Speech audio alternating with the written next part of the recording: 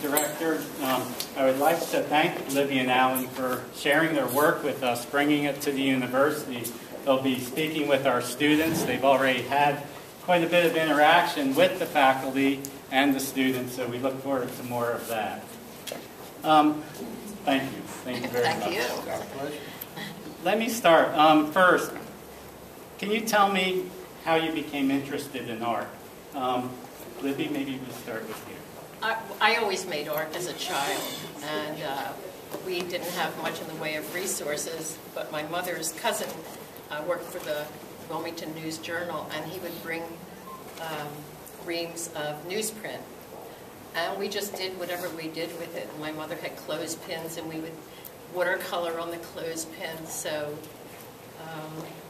I mean, I always thought I was an artist. That's evident in the show, as we could see. I never thought I was an artist. To be honest, we just played ball all the time. And so it was, I have to give Libbie a lot of credit for that. She signed me up for an art class at the Wallingford Art Center many years ago, and for fathers and children. I thought, okay, I'll do it. And I loved it. It just, we were making clay sculptures, and I was very fortunate to have a fabulous teacher, I think Risa Mukamil, who wrote a nice article about us in the Swarthmorian, brought that out in the article. I had a great teacher, and I still believe that if you're fortunate enough to have a great teacher in a new subject, that you're blessed, and you will find some direction in that area. So that's how I got going. That's almost 40 years ago. I was going to ask you when this all occurred. We know that the two of you both have a lengthy history, which I understand is through your first meeting at Temple, and that kicked off maybe within a year's time, a relationship that's lasted. Can you address that? Because personally, I would like to know how that comes about. Well, what happened was I was in the dark room, and Libbie, no, she doesn't like when I'm just joking. We were students at Temple Dental School, and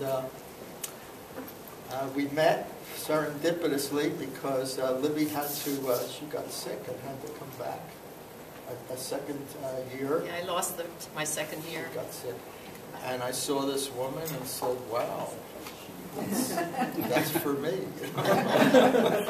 So that's how we met, and it's only lasted about 50 years, so pretty good. So far, so good. And that's never a harsh word. Well, Danny, don't say different. we had the opportunity to spend the week in the gallery as they worked together.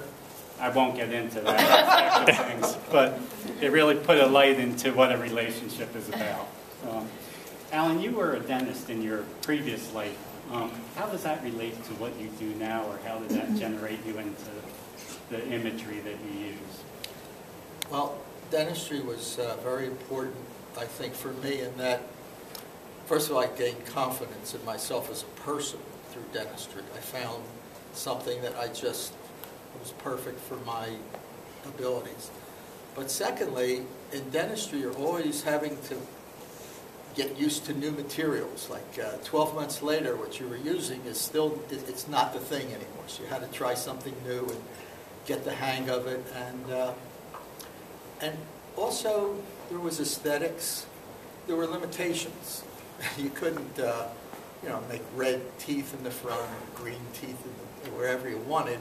But you did have to learn to work within certain limitations. People may wonder why I'm so free in my work, because for 34 years I was working with all these restrictions, working within microns of discrepancy that was required, and rules and regulations, and rightly so for that. But I don't want to work that way anymore, so I choose to work very abstractly and free. So it plays a big role in my life.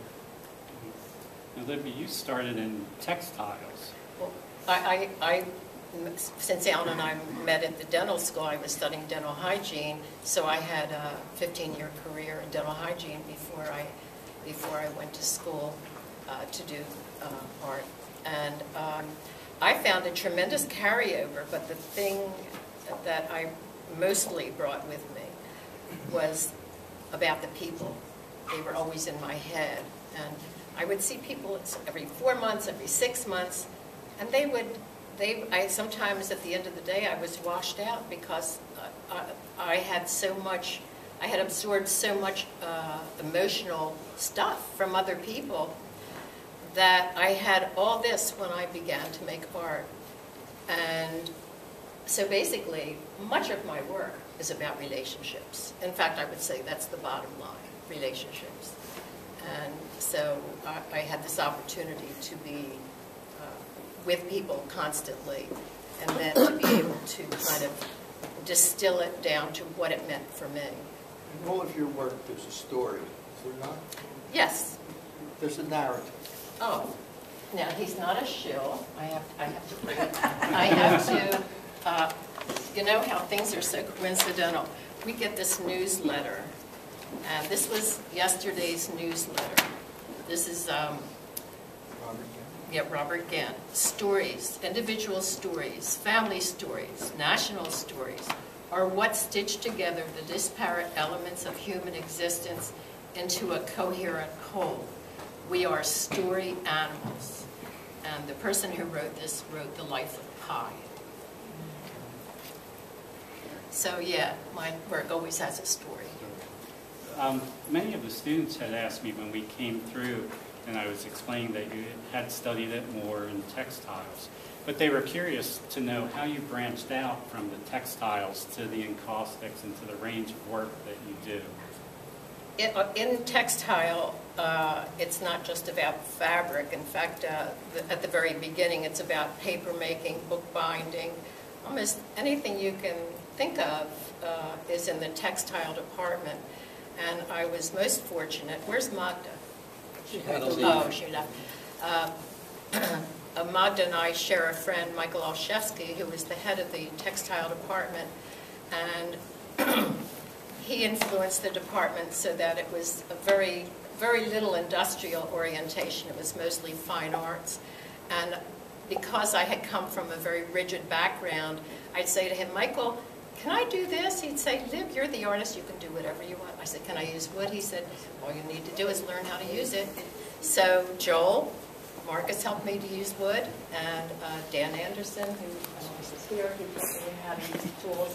And I guess I could blame one of you for this finger I almost lost the other 2 years ago, but not your fault. You weren't listening. No, you're right, I was not focused.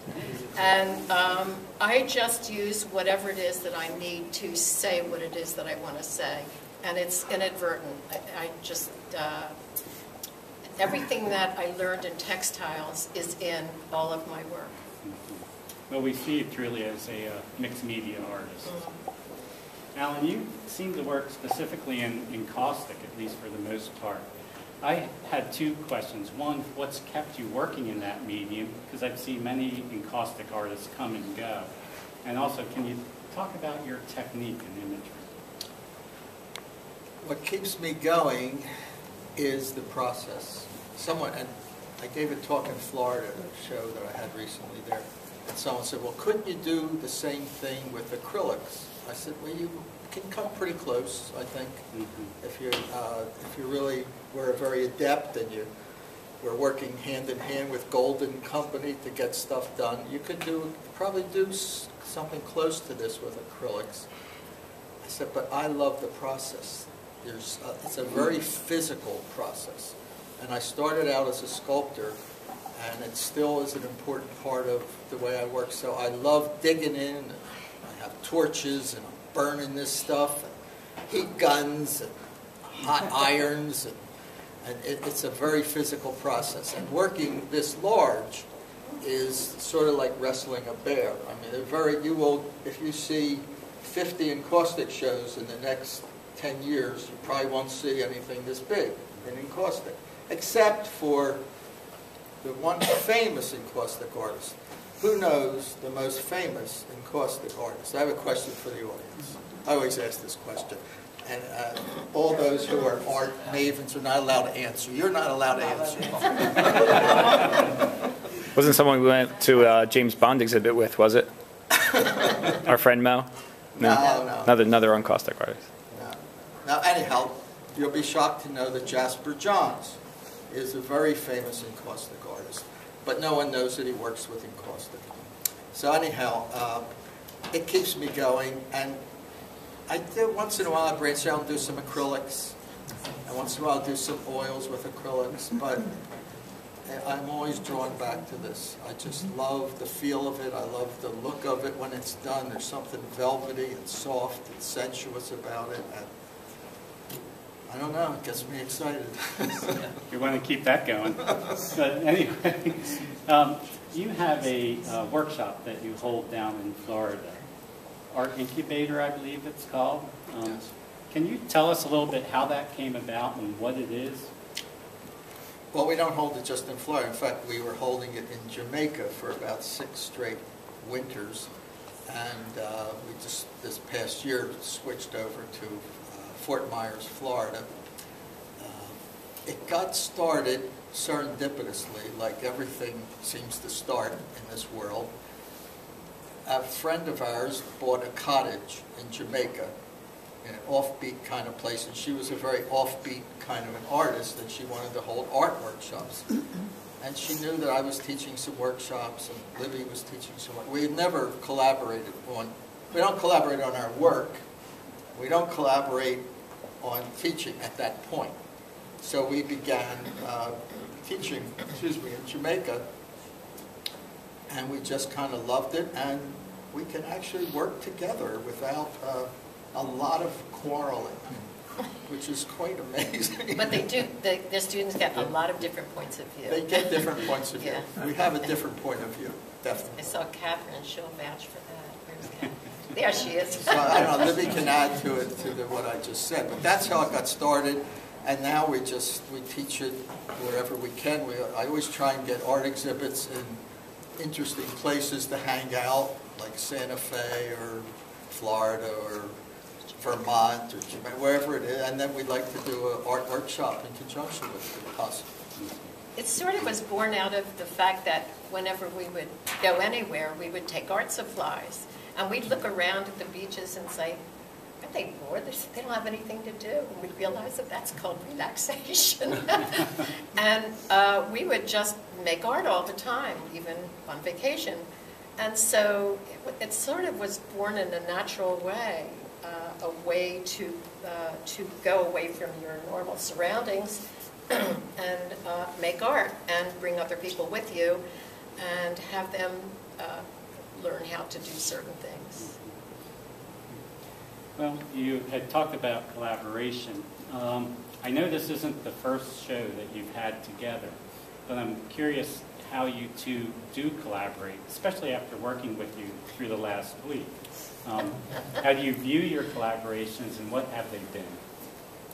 Well, we just added them up, and this is our sixth time. We didn't even realize it was that many. The 6th time that we've actually shown together. Our first major show for both of us was in 1985.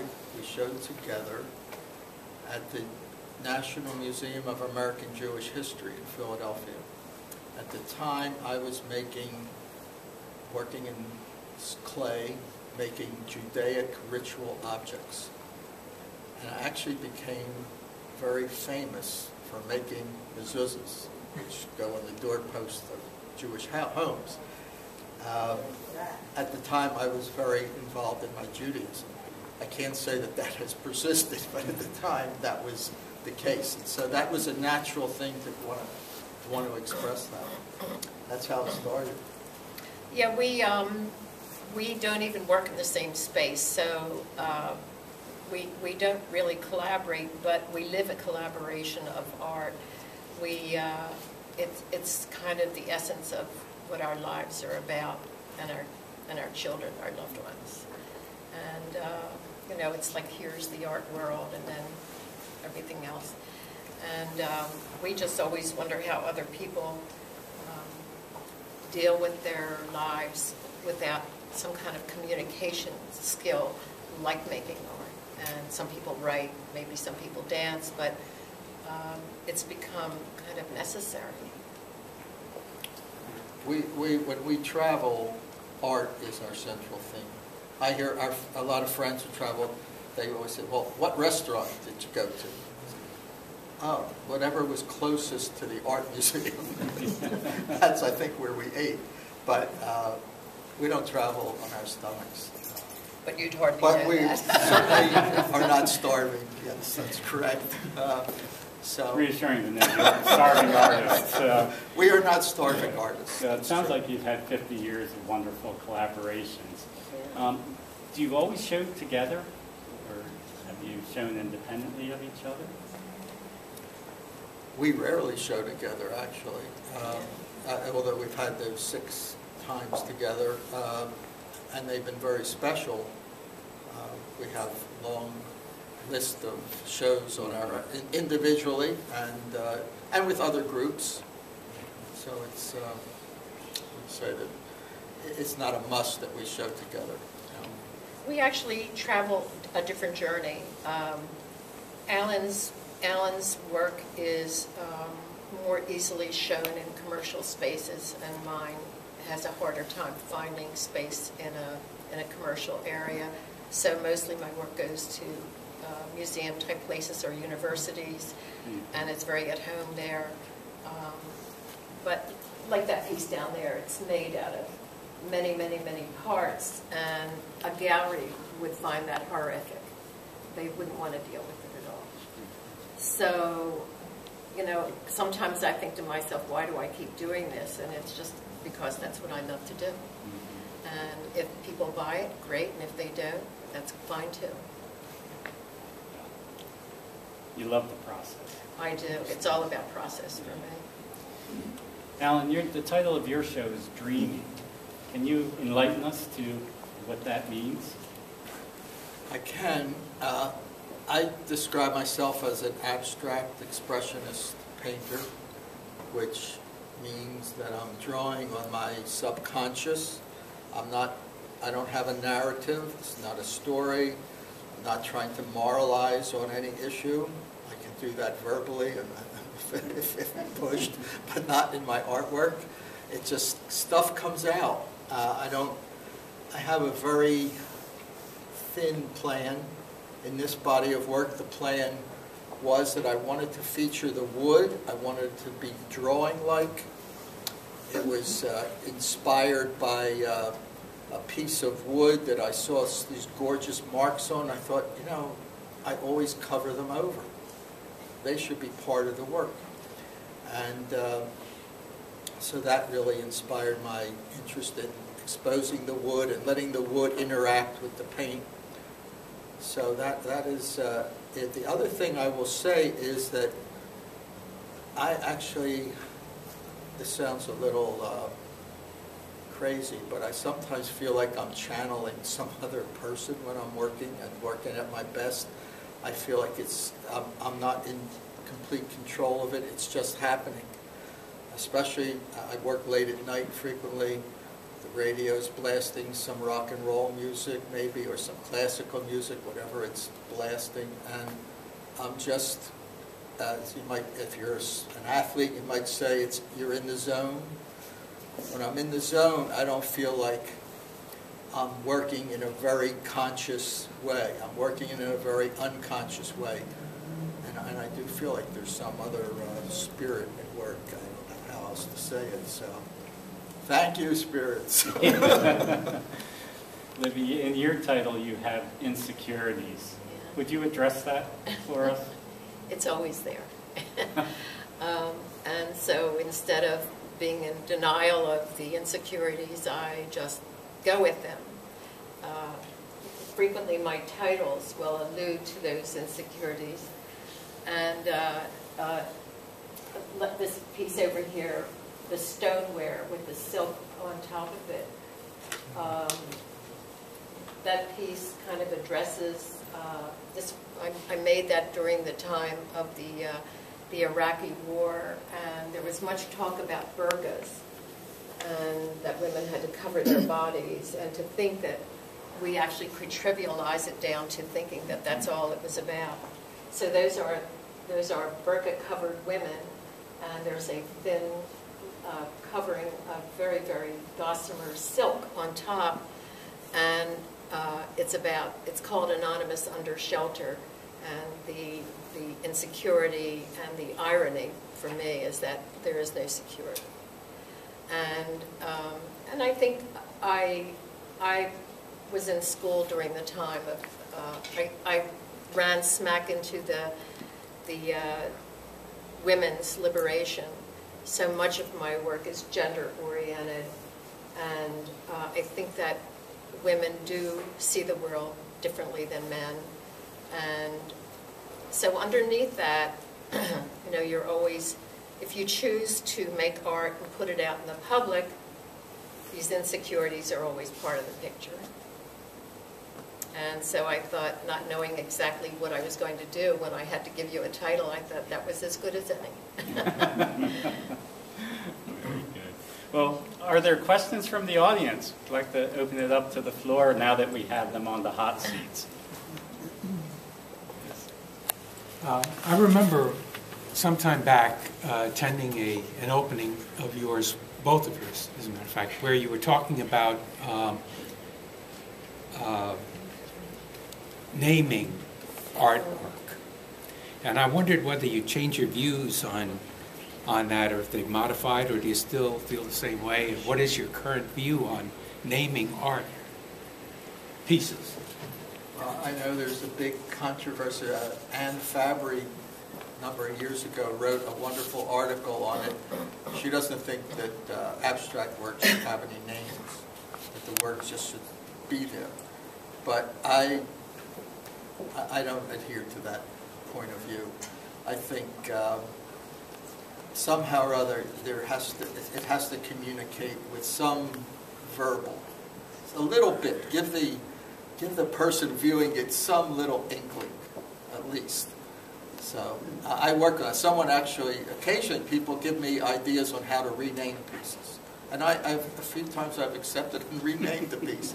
So someone gave me one to rename one of my pieces here, but I couldn't go with it. But if you have any thoughts, I'm open to it. Joel, my work sort of names itself. It tells me what its name is. And if the show is themed in a certain way, I may have to adjust the title for a particular show, and I do that if I need to. Sometimes I just say, well, this is what it's called. And to me, it's like having an unnamed child. You give life to that piece, whatever it is, by naming it.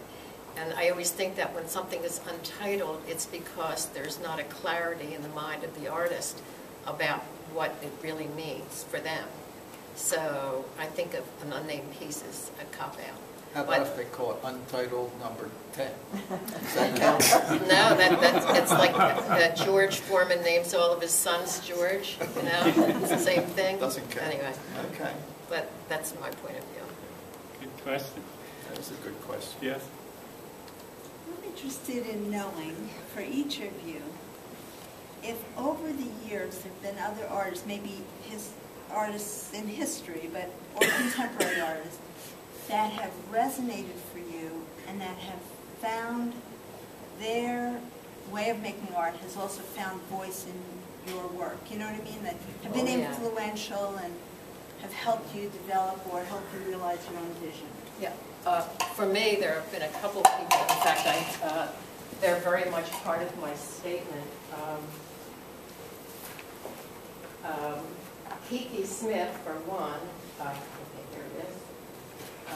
I'd like to read you my statement because I think it kind of addresses an awful lot of stuff. Art as internal journey. My art making is an internal journey with external souvenirs. On my trip, I carry a soup pot for serving up memories, sensations, and responses to the world around me. A few of my traveling companions are Kiki Smith, Leslie Dill, who deals much with Emily Dickinson's writings, Anne Hamilton, who does monumental installations, Richard Tuttle, who's probably my number one, Eva Hess, Ann Truitt, a magnificent artist who died just about 3 or 4 years ago, a wonderful writer, Gabriel Garcia Marquez, the writer, and Jay DeFeo, who was a female artist.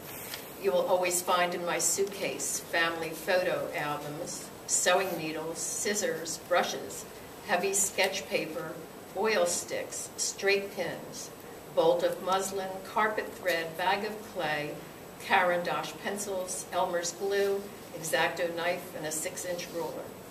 With my suitcase, soup pot, travel companions, and public radio, I travel to incredible places, and there's always room for guests on the journey. So those people that I enumerated have been most influential. But Alan and I see a lot of art, and I'm always making mental notes, if not physical notes, and making quick drawings about things that I may explore. I'll just talk about some inspiration from this body of work. We do go to New York periodically, and one of the galleries we always visit is Jim Kempner's gallery, and he had this artist, Jay Kelly, who works in very small sculptures, makes very small sculptures. You almost never see this in New York City. Everything is big. He works small, and he did these very small, delicate drawings on vellum and with giant mat around them. I thought, wow, that is powerful. And I wonder if I could translate that into encaustic. So I started working on that, and then gradually, so Jay Kelly is probably the primary focus of my development, although not a household word name in the art world. If you knew his work, you would probably appreciate it. Then, as it started expanding, some of the bigger pieces, I would have to say, were inspired by Rauschenberg, Robert Rauschenberg, the great artist who a lot of people thought had been inspiring my work when I've worked in other directions. So he's always there, Robert Rauschenberg. And I'm glad you mentioned Jay DeFeo, who is also not a household name, but I think she has a big show opening somewhere at some major museum now. I believe it's the Museum of Modern Art. Museum of Modern Art. I think it's current. It's just started. And she's been someone on our radar screen, and she's finally going to get her due. She died pretty young, I think. And the body of work that I'm actually starting now, that this has kind of morphed into, is influenced to some degree by Jay DeFeo, who did these spectacular drawings. And some of them are humongous in size. And her famous piece called The Rose is actually almost too heavy to carry. It's got so many layers of paint. Anyhow, those are some of my influences. I'm influenced by a lot of other things too. But that's the main artist. One more question? Yes. Not a question. I just wanted to pass on some anecdote. You talked about traveling and artwork. I thought some people would appreciate hearing the son's perspective on living with these two artists for 46 years.